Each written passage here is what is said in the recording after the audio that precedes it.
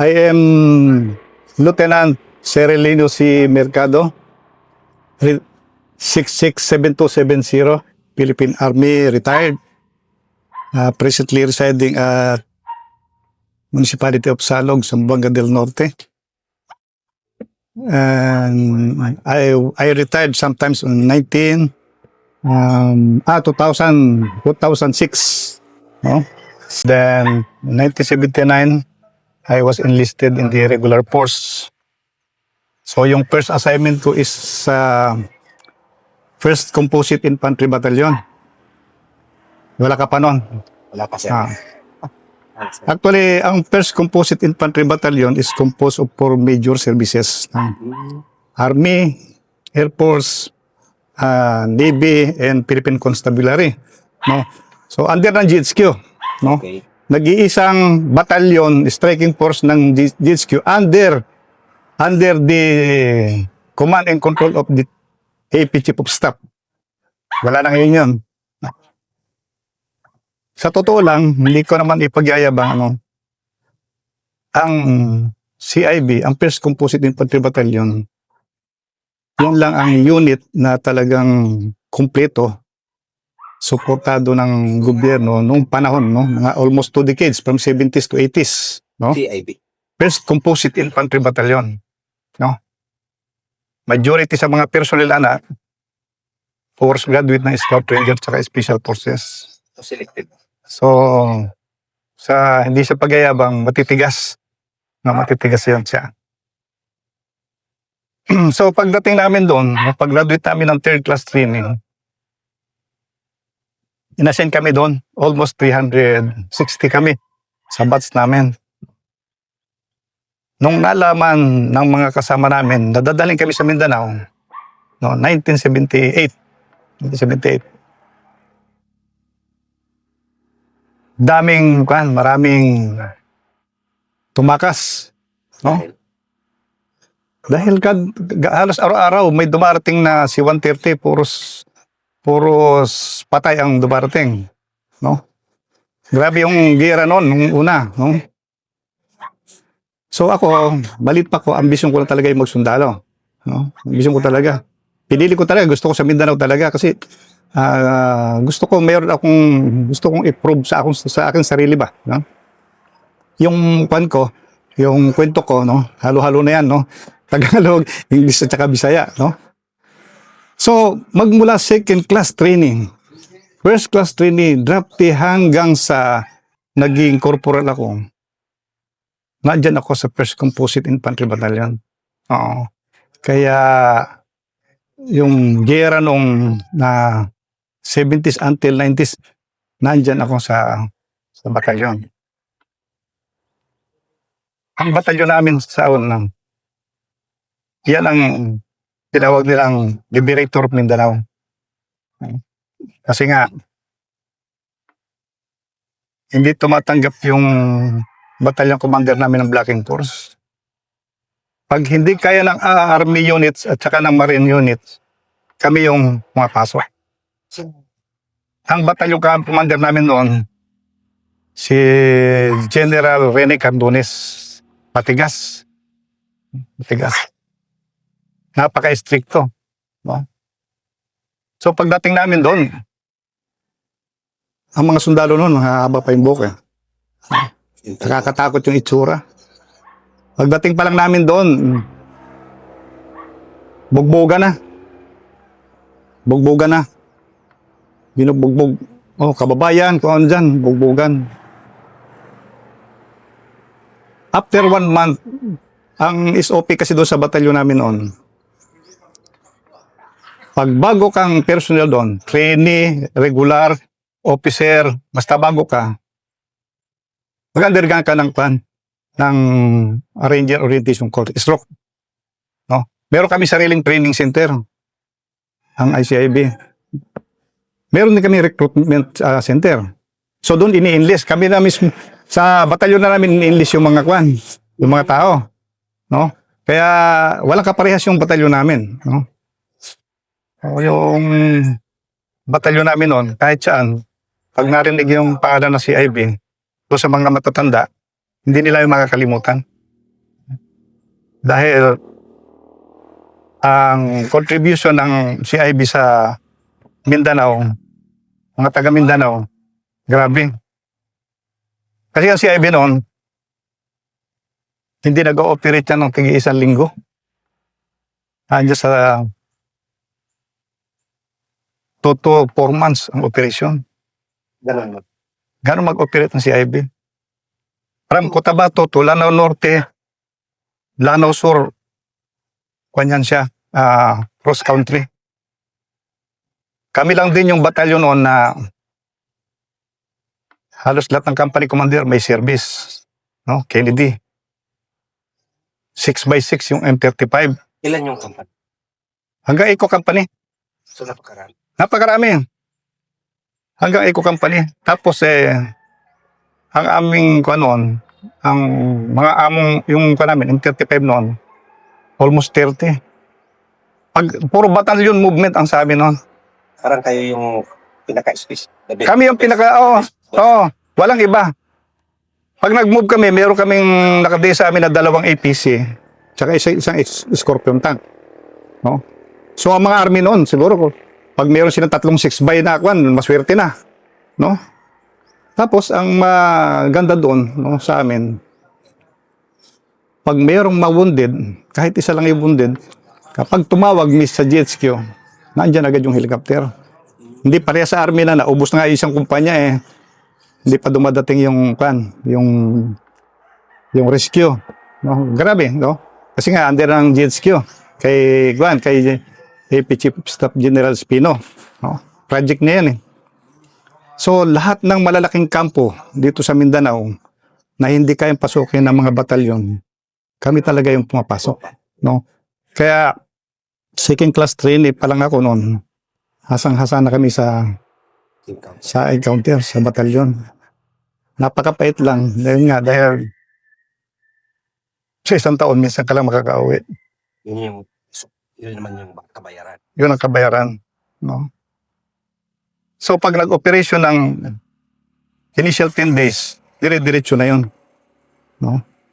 Puros karamihan, batalyon movement. Kaya, kung magkaroon ka ng girlfriend noon, ngayon, sa 3 buwan o kaya 4 na buwan na operation, ang pahinga 3 araw lang. So kung nakamit ka ng dalaga ngayon, pagbalik mo, buntis na yung dalaga kasi iba na yung boyfriend tagal, bilhin mo, 3 to 4 months. Matindi. No? Dahil nakakaawa kami noon, yung mga junior, dahil nga, utusan. No? Kami yung ipapain, lead scout. Kami yung, pag mayroong water party, kami din yun. Mahirap no kasi yung mga water point, kailangan magdadala ng M60. Bago ka makakuha ng tubig, may bakbakan muna. So, pahirapan pala sa water point. Mahirap kasi dyan nagkakandak ng ambush yung mga rebelde. Ang rebelde noon, ang movement by batalyon din. So, marami. Marami. By batalyon ng MNLF noon. Kaya kami pag nagkandak ng operation, nandiyan sa mga 3-4 na batalyon. Ganyan. Hindi po pwede yung by company. Wala. Kaya nga, kung i-compare mo yung sa ranger type of operation, yung mga small unit, hindi po pwede noon. Mawawalop. Mauubos kayo. So sa amin noon, talagang nahihirapan silang mag-maneuver dahil batalyon movement. No? Tapos siyempre, isa pa, ang batalyon namin noon, daming mga graduates ng Scout Ranger at Special Forces, no? Ang batalyon namin noon, kung pag magpadala ng schooling sa Scout Ranger, isang platon. Sa isang batalyon, minsan isa lang tao, isang personnel lang, 2. Pero ang CIB noon magpadala by platon, kahit sa SF. Yan. So, sikat masyado yung yung CIB, no? Ang lang namin doon, no, isang problema yun nga, mahigpit yung disiplina ng unit namin. Ano yung isa sa mga naging magandang accomplishment ng CIB na Elder? Ang isa sa pinakamagandang accomplishment ng CIB, natatandaan ko na magsimula tayo dyan sa kwan pa ako. Second class pa ako hanggang draft day. Kami ang nag-clear ng Buldon sa Cotabato. Yan yung first assignment namin. Buldon. Oo, Oo. yan yung 79. 79. Oo, 79 pa. 78, 79. Anong kwento ng Golden? Paano niya? Ang Buldon, dyan nagsimula yung giyera sa Cotabato. Halos lahat ng area dyan, no man's land. Ang lalaki ng bahay. Mayayaman yung mga tao. Pero pag pumasok ka, solid dyan sila. Hindi ka basta makakapasok dyan kung maliit na unit ka lang. So, pag nag-operation ka dyan, makikita mo, walang mga walang mga lalaki. No? Puro babae lang. Pagpasok nyo ng isang lugar, isang barangay, at walang lalaki, asahan mo, pag uwi nyo, magkakandak sila ng ambos. Ganong katindi yun. So, napakahirap. Kasi anong nangyayari noon, no? Mag-aharborin kami kapag hapon. Pagdating ng alas 8, gagapangin kami. Gagapangin kami ng mga kalaban. Hindi man natin madali dahil nga by batalyon din yung kanila noon. No? Lakas.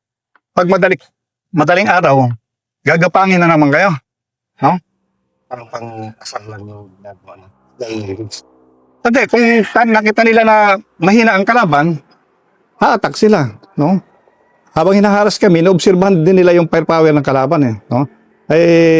Yun nga, sabi ko nga sa iyo, kumpleto kami noon, eh, no? Tapos, puro highly trained pa yung mga kasama namin, kaya malalakas yung loob namin noon. Compare sa mga batalyon noon, nakakaawa talaga yung mga batalyon sa army noon, kahit yung Marines. Nabubuhayan lang sila, halimbawa na-encounter sila, inattack sila, pag dumating na kami. Yun ang kuha nila doon. Tapos sa kayong panahon na to, hindi na alam ng mga tao kasi nga na-dissolve yung unit namin. No? Pagkatapos ng Buldon, medyo na peaceful sa Buldon, meron na namang malaking kampo dito. Hindi kasi yung CIB noon, galing sa Hulo. Oo, kay General Muñoz pa noon. No? Naging paano si General Muñoz doon parang appointed mayor, no? Tapos na-transfer dito. Tapos ang nangyari nung kami din yung nag-clear dyan sa Basilan. Dyan sa Basilan ng grabe ding bakbakan, no? Ay sa Basilan noon, lalo na dyan sa may tipo-tipo, naka-experience kami dyan ng 45 days na hindi umiinom ng tubig. Ang ginagawa namin noon tubig ng saging. Pinuputol namin yung saging, binubutasan. Pagdating ng umaga, nagkakatubig, yun yung ginagamit namin. Hindi din kami makaakyat sa niyog kasi tatargetin naman ka, i-sniping ka ng kalaban. No? So walang liguan, yung 45 days, walang liguan at walang tubig, umaasa na kami sa niyog. Kaya napakahirap. No? Minsan, hindi naman kami basta makamove dahil nga naka-hold the line yung kalaban din. No? Ngayon, itong mga kalaban sa Basilan, napakakapal noon. I-break mo lang ako kung gusto mo ka na. Okay lang. Doon kami nakaranas na nagkanda kami ng ambos gabi. Dahil sa sobrang pagod, nakaposisyon na kami. Dahil sa sobrang pagod ng tropa, nakatulog ang mga tropa. Mga alas 10:30 ng gabi, nagising na lang kami dahil dumaan na yung mga kalaban. Nasagasaan kami. Natapak-tapakan kami. No? Ang nangyari, nagkagulatan. No? Kasi kami nakahiga. Walang duyan. Walang duyan. That time. Hindi pwedeng magduyan nun. Wala pang duyan, hindi pa ginagamit yung duyan. Nakakuan lang kami, nakaposisyon. Tapos, yun nga, habang nag-iintay sa kalaban, dahil sa pagod, nakatulog. Yung isa, nakatulog din. Lahat, nakatulog na. Dumaan yung kalaban doon sa pwesto namin. No? Nakakalahati na yung kalaban, natapakan na yung iba. Nagkagulatan. Kanya-kanya ng putok. No? Nagkarambulan na. Mabuti lang at mga wounded lang yung ibang kasama namin. Pero yung mga rebelde din, nagulat din sila. Hindi nila inaasahan na may mga tropa na mga naka-ambush position doon. So ang tagal, maraming nawala. Ako siguro nawala ako almost 1 hour ako nawala eh. No? Kasi nga kanya-kanyang lusot na doon eh, no? Gabi pa. Oo, gabi pa. Zero visibility. Oo. So napakahirap. No? Naka-organize lang kami nung medyo nagulat talaga yung kalaban. No? Nagtakbuhan din sila. Pero yung mga pack namin noon, mahahaba yung buhok ng mga kasama. Yung iban, pati buhok naputol. Yung mga pack, butas-butas yung mga pack. Tawa ng Diyos, walang namatay noon pero maraming sugatan. Maraming. Doon naman sa kalaban, may namatay. Ang problema doon sa mga kalaban, siguro puro din nangawala sila dahil kanya-kanyang takbo din kung saan safety na posisyon. No? Eh, kabukasan, kasi sa tropa, pag nagka-encounter, nagkakaisa yan. Pag namatayan, napakalungkot. Pero pagkatapos ng encounter at walang namatay, nagkakatawanan, napakasaya. Ganon yan. Oh.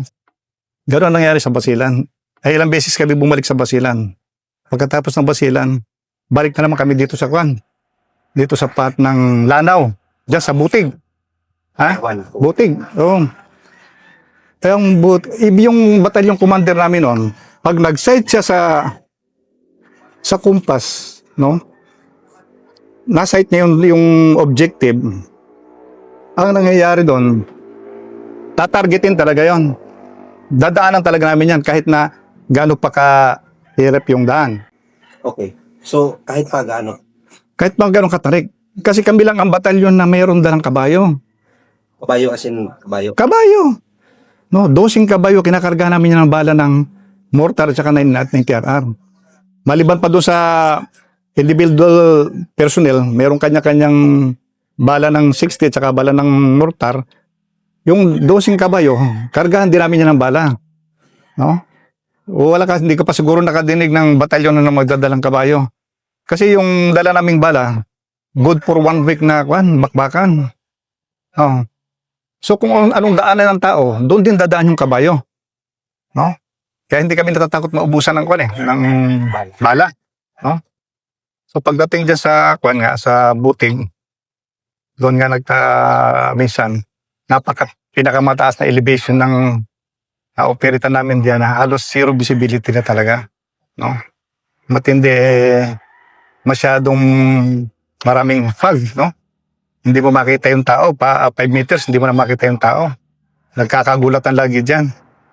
Tapos ang nangyari dyan na-encounter kami dyan sa siguro mga 1,500 ang elevation. No? So, mataas din pala yung... Taas.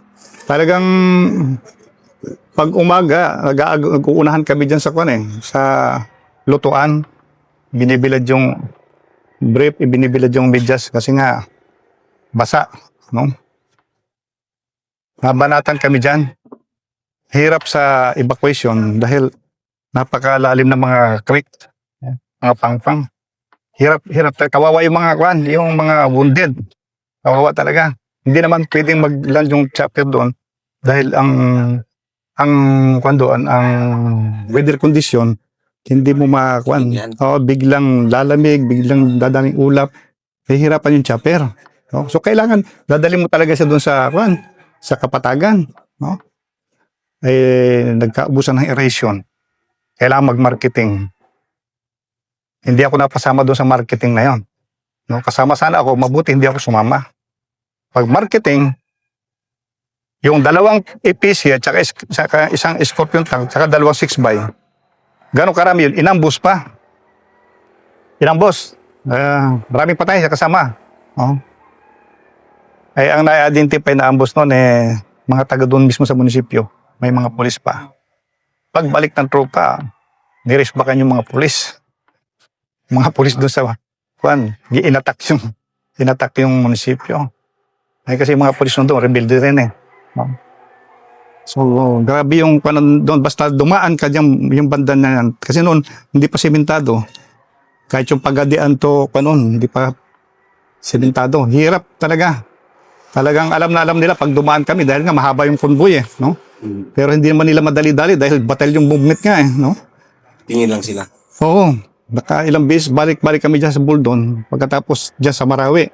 Sa Marawi, kaya kabisado ko yung Marawi, alam ko yung ng mga bahay dyan. Dahil 2 beses kami nag-search dyan sa Marawi. No?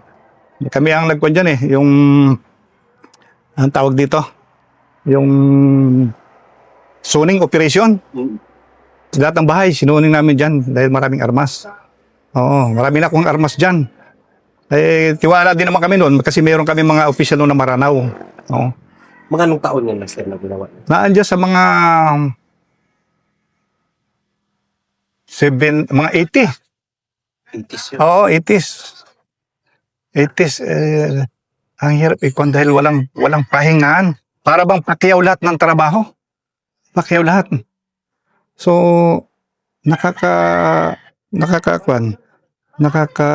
apakapait isipin, no?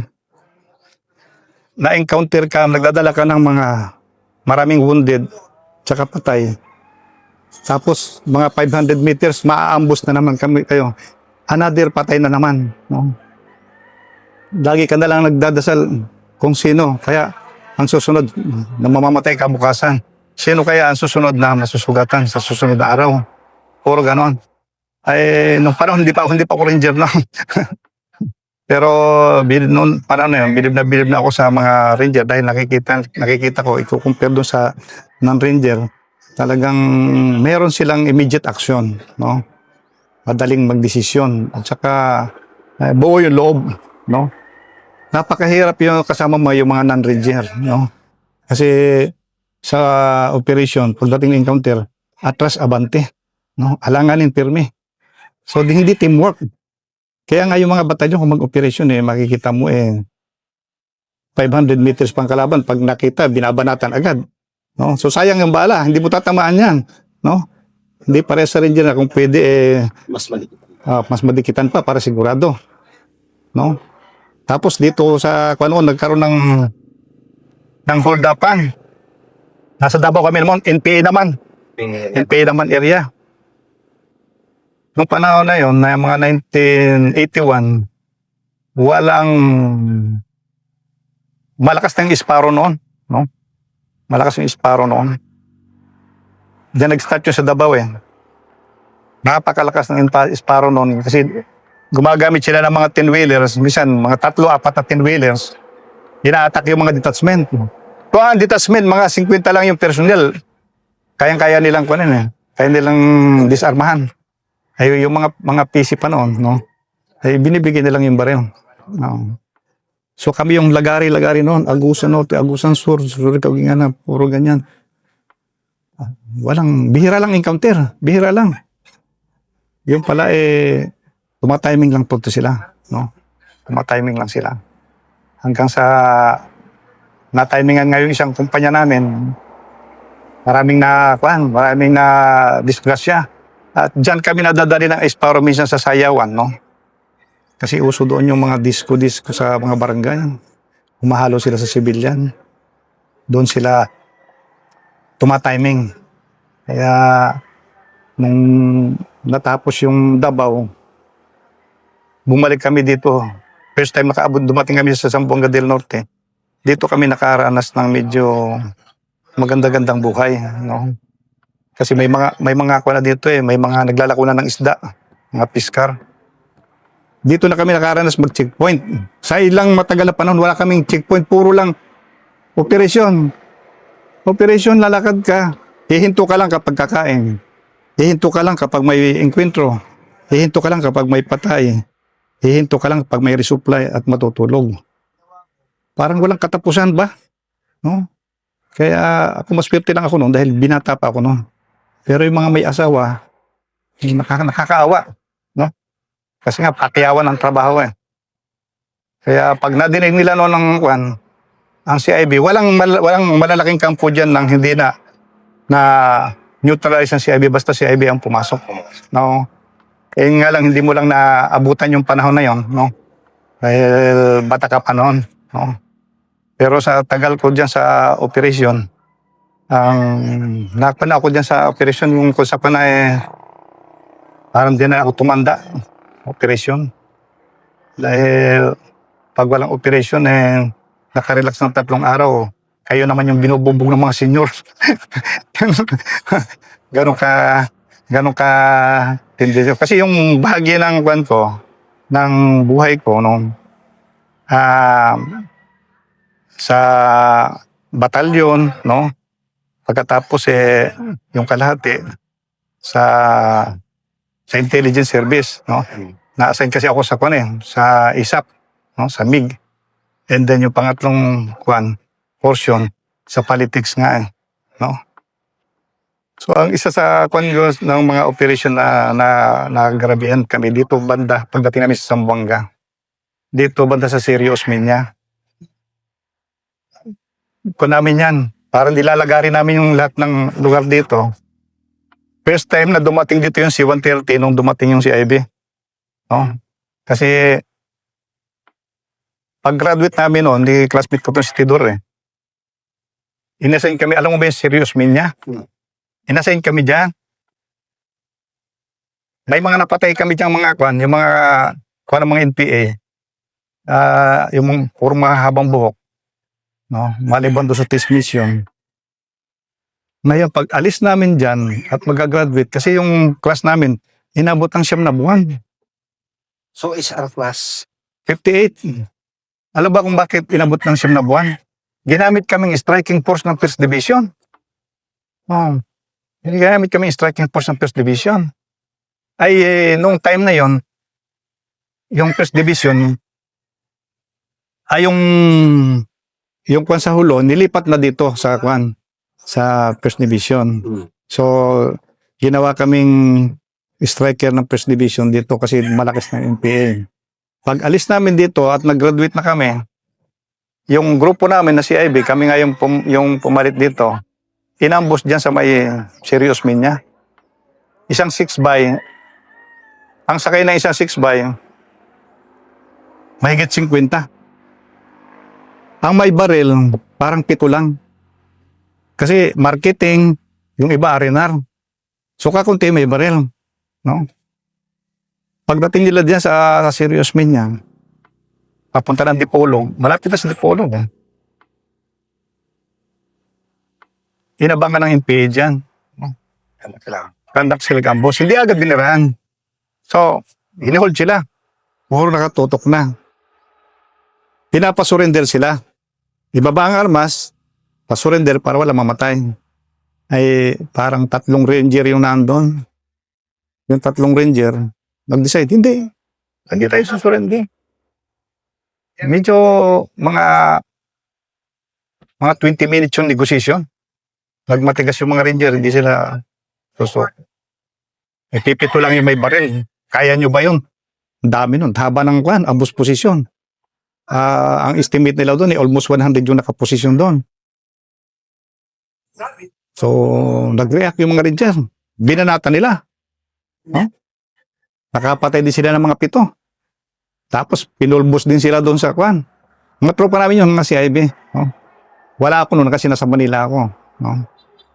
Anong nangyari noon 23 ang patay. 23 ang patay. Tapos ang brigade na nagka-under sa amin noon, Marines. So, ang ganti ng unit namin noon, inorderan dyan banda na no man's land. House to house, lahat na makita.